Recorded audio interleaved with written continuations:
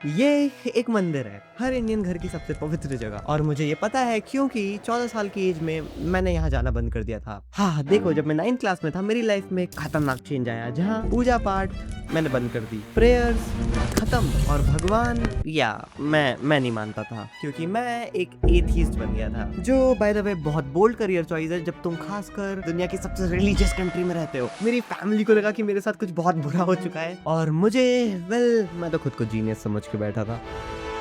पर आज मैं वापस मंदिर जा रहा हूँ, वही सब वापस कर रहा हूँ जो मैं पहले छोड़ चुका था। अब ऐसा क्या हुआ कि मैं वापस यहाँ मंदिर में आकर खड़ा हूँ।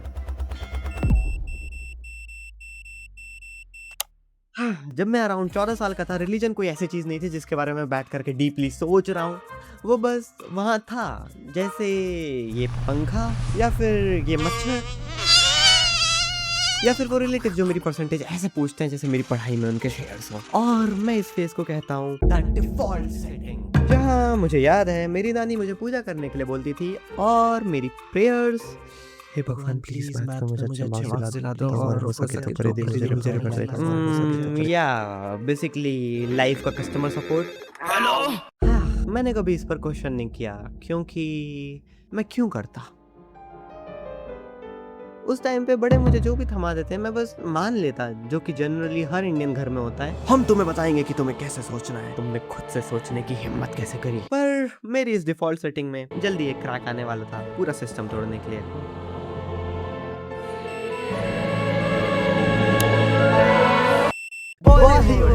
हाँ, सेम इंडस्ट्री जिसने आधे इंडिया का पूरा IQ गिराया है हमें दशकों तक थर्ड क्लास कंटेंट परोस के, और वो सेम इंडस्ट्री मेरी विलन ओरिजिन स्टोरी शुरू करने वाली थी। करीब 13 या 14 की एज में मैंने एक मूवी देखी, PK, एक एलियन जो रिलीजन के बारे में सिंपल लॉजिकल क्वेश्चंस पूछ रहा है।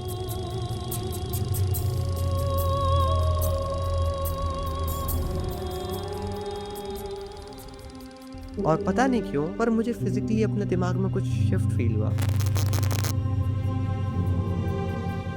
क्योंकि अपनी लाइफ में पहली बार मुझे रियलाइज हुआ कि यार मैं एक्चुअली गॉड को क्वेश्चन कर सकता हूँ। मैं अपने घर में क्वेश्चंस पूछता था, और आंसर्स जनरली 2 कैटेगरी में आते थे, या तो ज्यादा सवाल मत पूछो, या फिर बेटा अभी तुम छोटे हो, बड़े हो जाओगे तो समझ जाओगे। तो ऑब्वियसली मैंने इंटरनेट को अपना गुरु बना लिया, और इंटरनेट ने मुझे 3 दिन में कन्विंस कर दिया कि मैं बेसिकली शर्लॉक हूँ। अब मैं हर चीज में लॉजिक ढूंढ रहा था। धीरे धीरे मुझे ये सब पॉइंटलेस लगने लगा।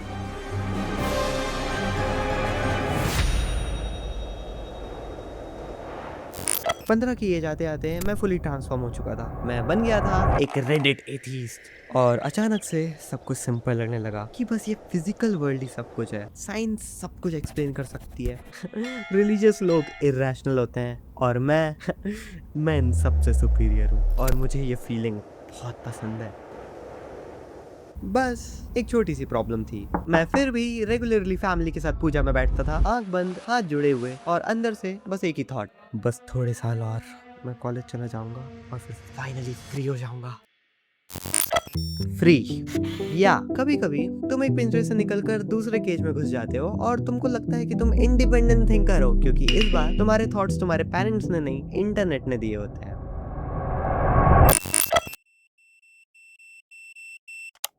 मेरी थिंकिंग अब और भी स्ट्रांग होने वाली थी, वो भी YouTube ऑटो प्ले की वजह से। संदीप माहेश्वरी।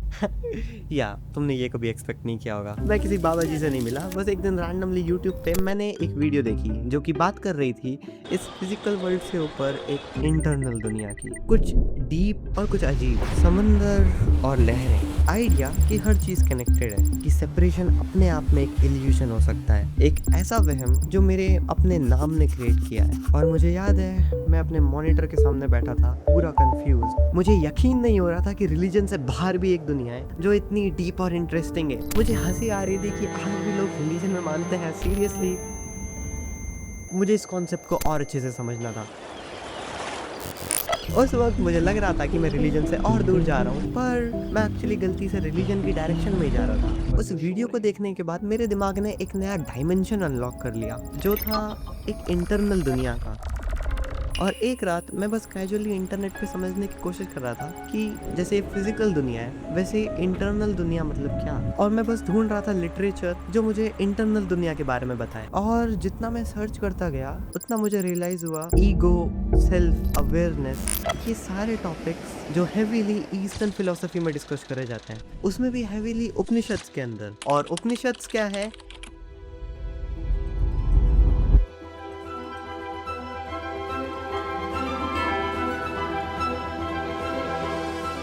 एक कोर रिलीजियस टेक्स्ट, रिलीजियस।